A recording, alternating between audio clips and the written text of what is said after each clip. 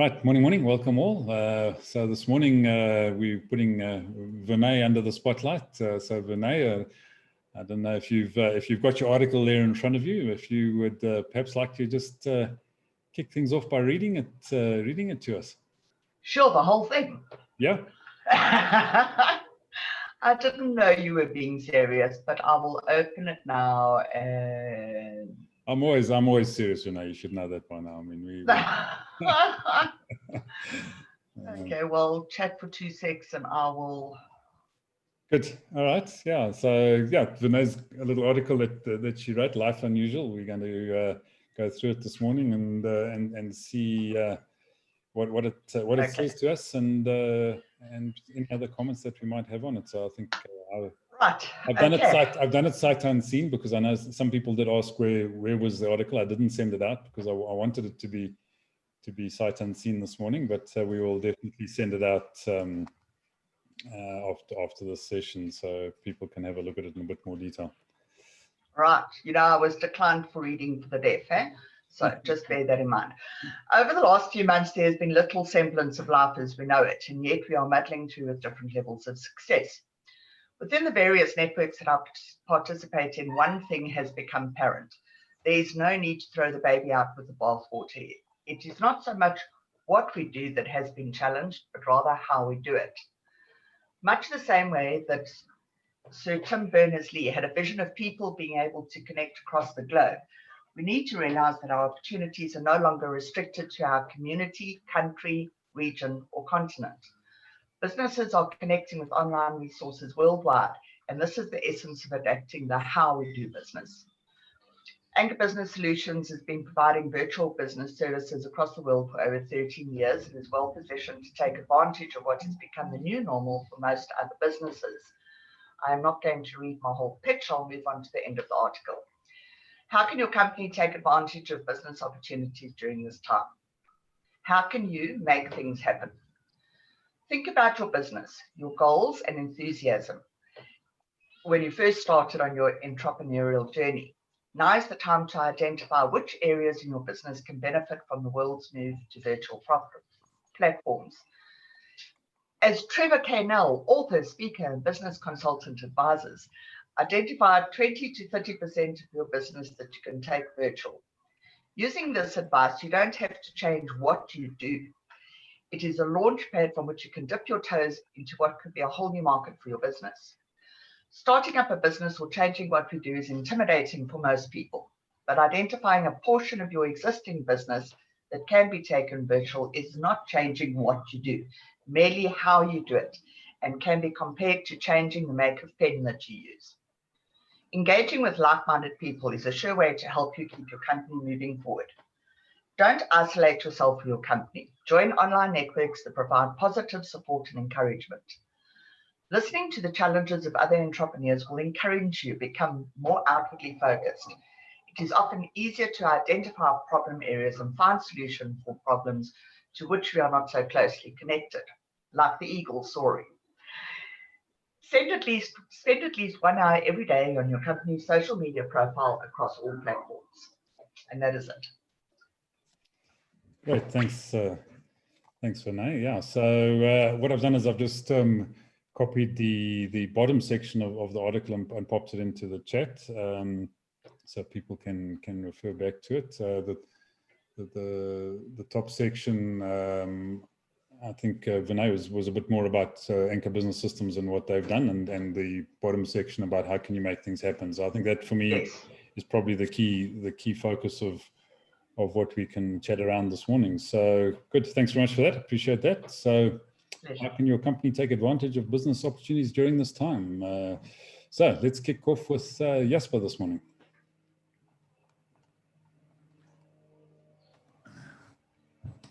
I'd prefer if you start with Ed, because I then can piggyback on Ed.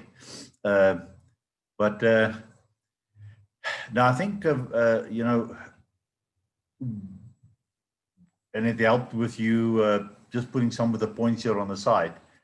I think Verne has just penned down what we basically have discussed a lot, and it keeps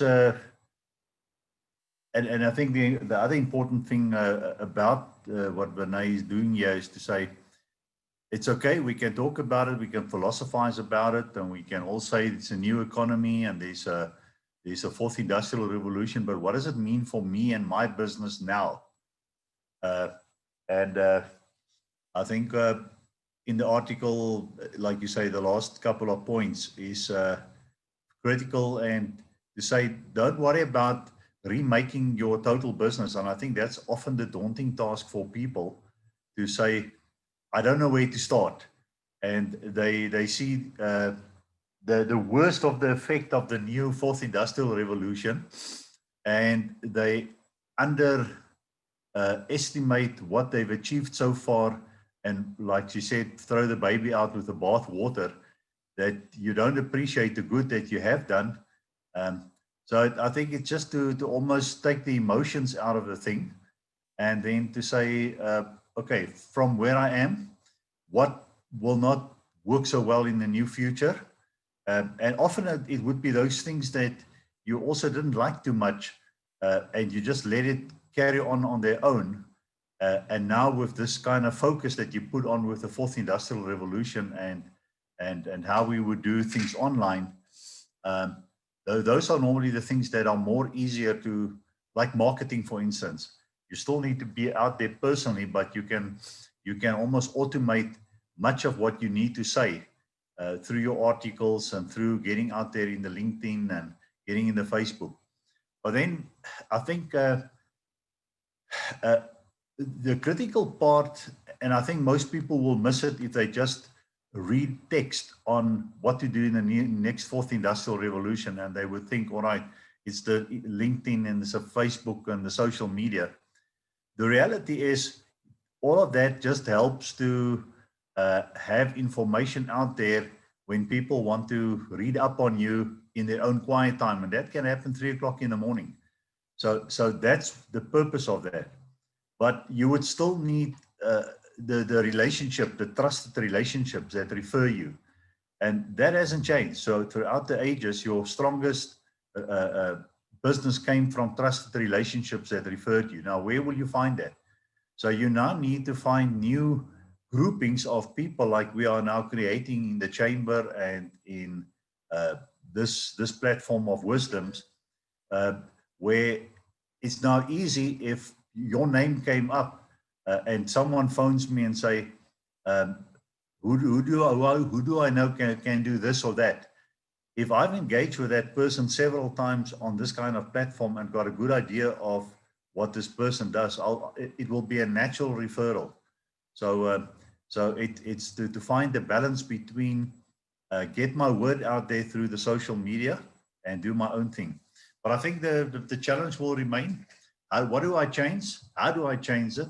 And how do you eat the elephant one bite at a time? Don't try and throw the whole business out and restart the whole business. Keep the parts that work and is productive and tweak it to maybe now make that 80%, 81%. So I have to, I'm basically constantly looking at that for myself and not necessarily finding answers on a daily basis, but it still means the process is valid. Right, thanks, Jasper. I don't think you did too badly, although I don't think Ed would like to be eating any elephants anytime soon. So we'll have to touch base with him on that one just now. But Donovan, let's get across to you next.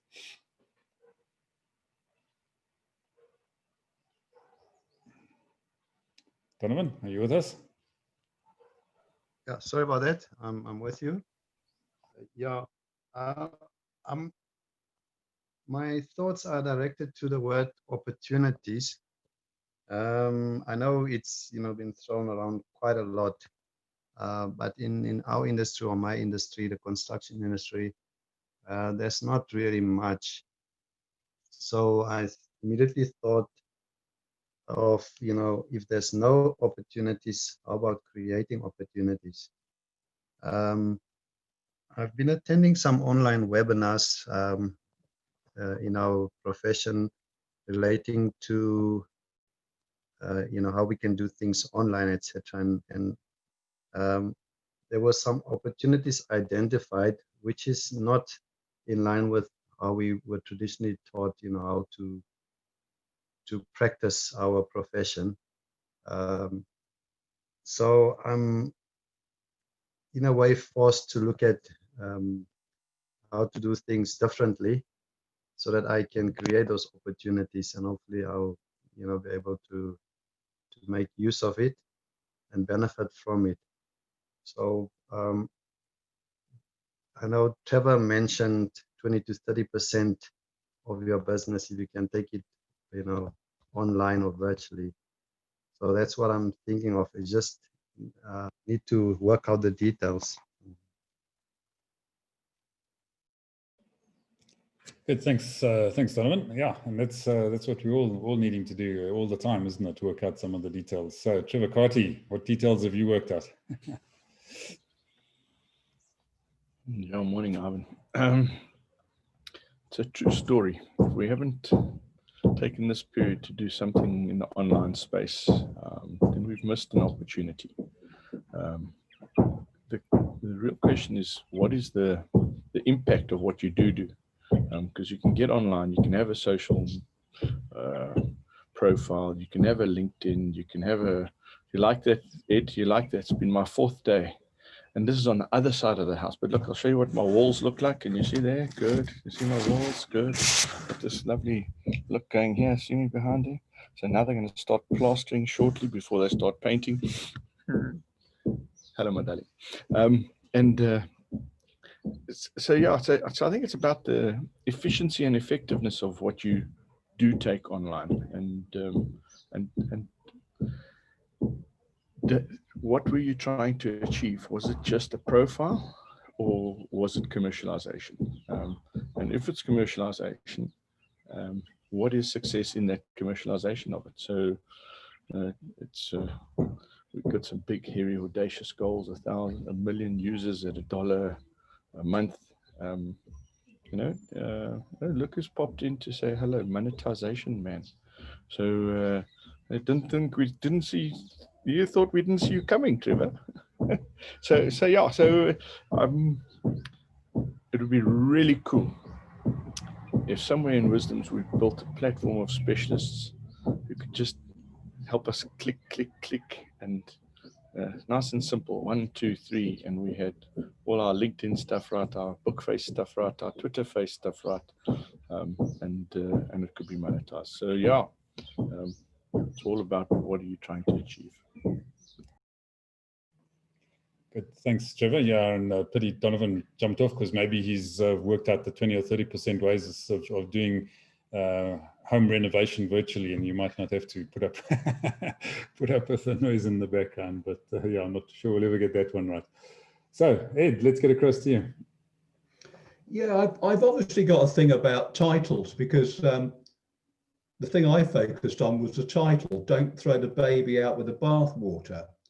And that struck me as a really strange phrase, because I don't know whether you've ever bathed a baby, but you take great care of it and you hold it.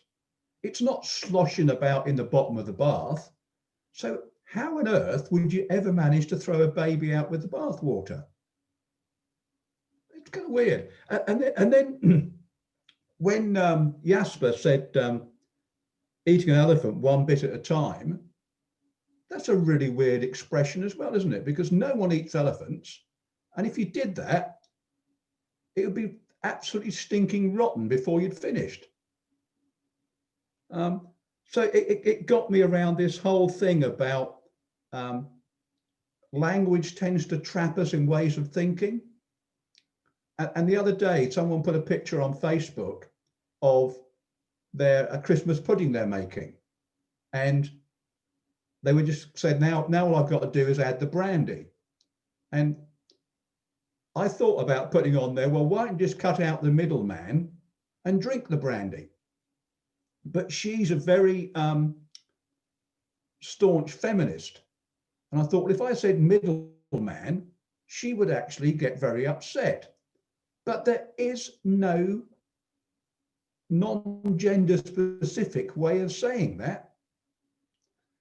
So those are the thoughts going, and then I kind of got into what Verne was saying, and I think she's quite right. A lot of what we're doing, we're not changing what we're doing, we're changing how we're doing it. And that makes it much less scary.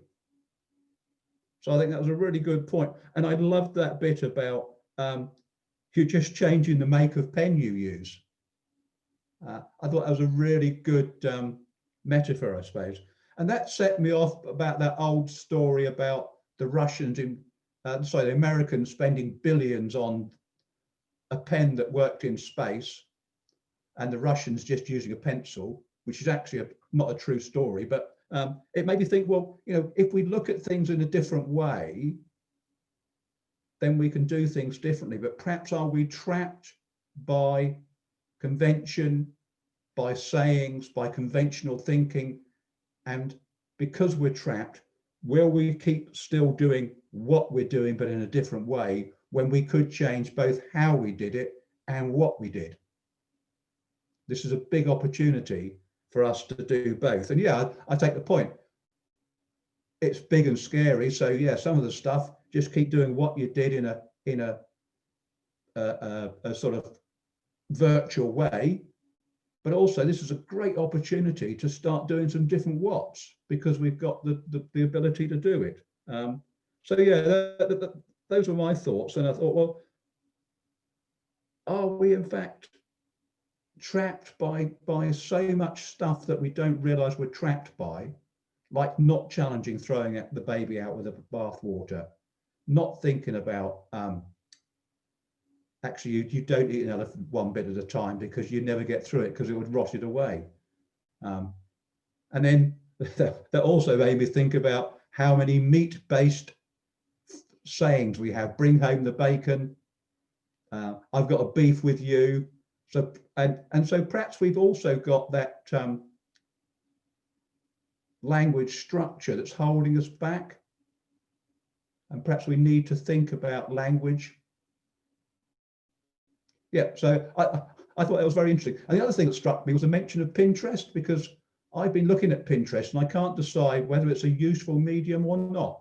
So if anyone's got any views on Pinterest, I'd be really great to hear. Great, thanks, Ed. But I think I've got a cabbage with you. Doesn't have quite the same ring as I've got a beef with you. So I'm not sure how we solve those particular problems. But as I was thinking, you know, the sort of political correctness and other elements totally destroy many of our old metaphors and sayings and ways of doing things. So yeah, the language is an interesting topic, and I think we did have a discussion once upon a time, sometime in the last 7 months, about language, but maybe it's time to go there again at some point. So we'll see if we can pick up on that one. So Chivanel, let's get across to you.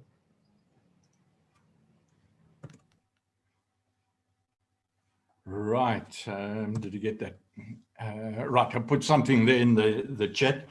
Thank you, Verne. This is absolutely, the timing is spot on, because right at the moment, I'm looking to get Verne to the point that she can provide us with the type of connections that Trevor Carty is talking about, how to switch on and switch off.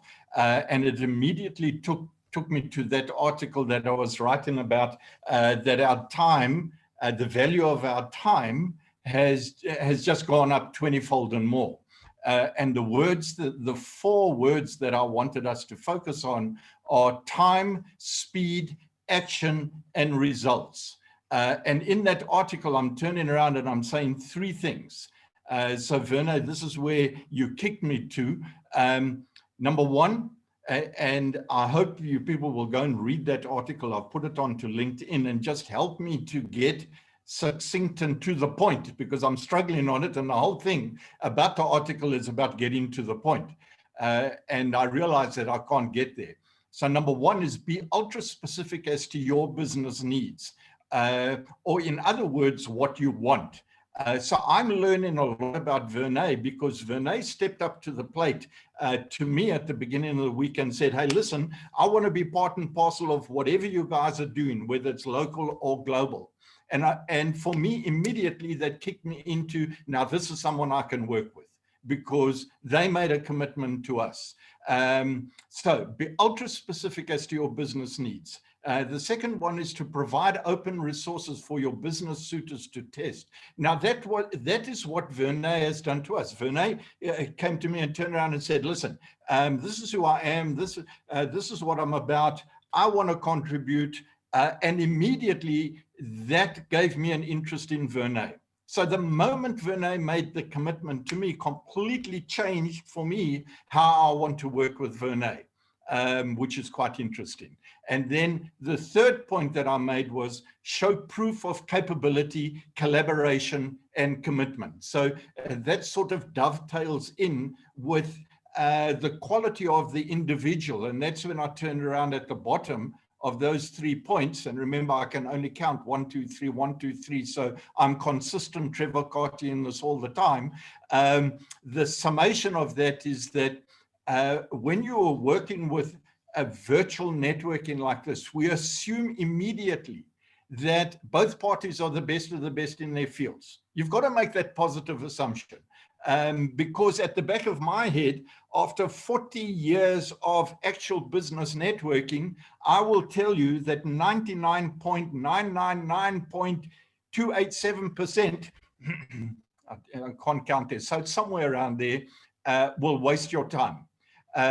So very quickly, I think what's happening in this virtual environment is we have to make the assumption that the best of the best have been brought out by COVID, and they are sitting out here now around the world, and they haven't got a clue what to do.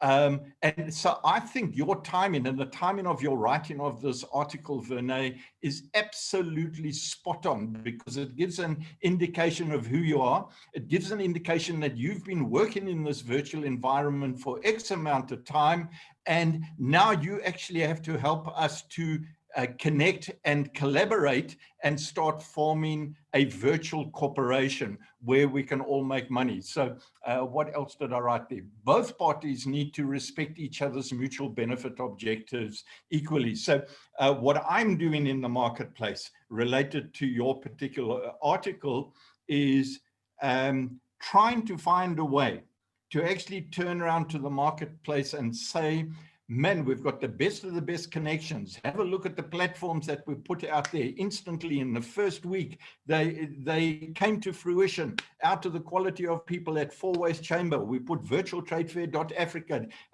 .global. We put the Wisdoms Global Summit. Now we're putting all these resources out to you. If you are as good as you say you are, have a look at our resource very quickly and turn around and say, this is how you can make $1 million out of this. Then I will do some business with you. Verne, so perhaps you want to comment on what we've been doing over the last 24 hours. You have given me lots to read, and I made a commitment to get back to you today, but having a look at the amount of stuff that I have to read and all the links that are in there, it might not be today, but what we're trying to do is create a structure that is a virtual corporation where everybody within that structure can actually benefit from it somehow. Everybody reaps a benefit from actively participating in it. If you're not going to actively participate, then you're going to pay, but you're not going to actually get any benefit from it.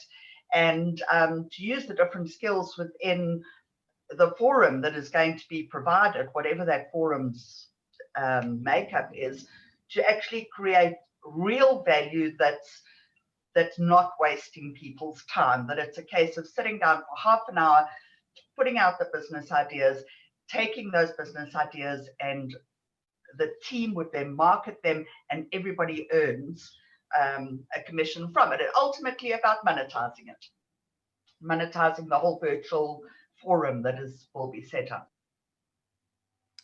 All right, and if I can just share there, I recognize that because my time is so blooming limited, the moment that Verne turned around and said, hey, I'm interested, then I turned around and said, oh, damn it, now what? I better send her some of the stuff that I've got. And I dumped years of information on her. Well, just a couple of little bits of information. Then overnight I woke up and I sent you an apology, Verne, and I said, okay, I rethought all about this. the hierarchies and organograms have got to be completely flattened, because we assume that we're the best of the best. We know what we're actually doing. It's just a little bit of organization that we've got to do to kick us into where we want to be. And that your role for us globally is to become this global virtual company secretary, but that is a specialist business function that you're getting into. So I'm excited about it, and I love the fact that you had written that article. Have you posted it, or what have you done? I actually wrote it in May and posted it in June, and posted it in June. Okay, and if I can make one more comment, Ivan, because I don't know, did Jasper come in? He did comment. I've been in this networking with these guys. The quality of individuals that seem to be jumping into Mark Jarrett's operations are absolutely phenomenal, but they fall into one trap. And the trap is they try and sell you something. That's what they're trying to do. So, and they believe that they are such powerful salespeople that they need to take up your time one-on-one for at least 90 minutes to 2 hours. And I say, stuff it. I'm not interested in listening to a sales presentation for 5 minutes, let alone a one-to-one for 30 minutes or an hour. And that's what we've got to try and get around. And I find that their noses get out of joint when I turn around and say, no, I'm not interested. And that's how I'm trying to find out how we actually cut our time, and these people with their demands for one-to-one. And I'm just saying I will write them off, because 99.99% of the people who've ever sat in front of me in business networking are an absolute waste of time. Sure. And on that note, I'm not too sure where we go next. But all right, so we are moving into the bottom of the hour. So if there's anybody who'd like to just add in some thoughts and comments on that little tirade from Trevor, we can do that. Otherwise, I think yes, Ed, yeah, go for it. Yeah. I find it really interesting, this whole thing about these people that just sell. You see it on all the networking events. And I was on an event yesterday, and I'd gone up north to Durham, because that's where I'm thinking of moving to. And it was a different event from normal, because it was Halloween, and one of the people on there was a pagan and a mystic. They decided to do a virtual, card reading, and you disappeared into one of the rooms on a one-to-one basis and had this card reading, and it was just a bit of fun. And then while we're waiting, for our turn, we were just talking. We didn't do that sort of 1 minute pitch or anything like that. We were just chatting, and we were chatting about spooky experiences and things like that. And I noticed one by one, all the sort of faces I very often come to in the networking events, who come and do their pitch and try and sort of, do the hard sell, disappeared off the call. Suddenly they said, I've got a phone call to make, or I've forgotten.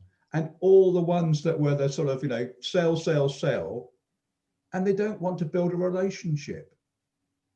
And I just found it really interesting that they just all fell away. And I'm with Trevor. Anyone tries to sell me anything, or give me that hard sell, or say how great they are, I think, well, if you're that great, why are you talking to me? And yes, I don't know how you get rid of those people. Well, maybe you do exactly what you did, then they drop off the call and disappear. But I'm not sure.